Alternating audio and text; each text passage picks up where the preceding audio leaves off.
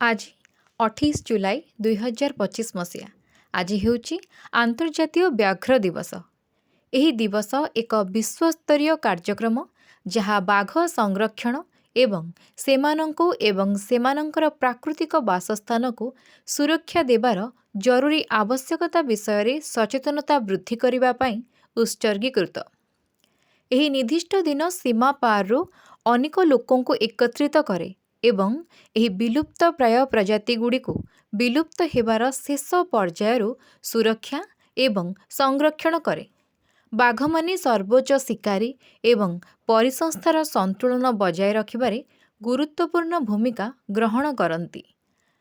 ଆଜି international tiger day 2025ର theme ରହିଛି harmonious କୋଏକ୍ଜିଷ୍ଟାନ୍ସ between humans and tigers. ଏହି ଥିମ୍ ବିଲୁପ୍ତପ୍ରାୟ ପ୍ରଜାତିର ବଞ୍ଚିବା ସୁନିଶ୍ଚିତ କରିବା ପାଇଁ ମାନବ କାର୍ଯ୍ୟକଳାପ ଏବଂ ବାଘ ସଂରକ୍ଷଣ ମଧ୍ୟରେ ସନ୍ତୁଳନର ଆବଶ୍ୟକତା ଉପରେ ଗୁରୁତ୍ୱାରୋପ କରେ। ମୂଳ ଲକ୍ଷ୍ୟ ହେଉଛି ଏପରି ଏକ ଭବିଷ୍ୟତ ହାସଲ କରିବା ଯେଉଁଠାରେ ମଣିଷ ଏବଂ ବାଘ ଉଭୟ ଏକାଠି ଉନ୍ନତି କରିପାରିବେ। ଶୁଣୁଥାନ୍ତୁ 91.2 FM ରେଡ଼ିଓ ଉତ୍କଳ।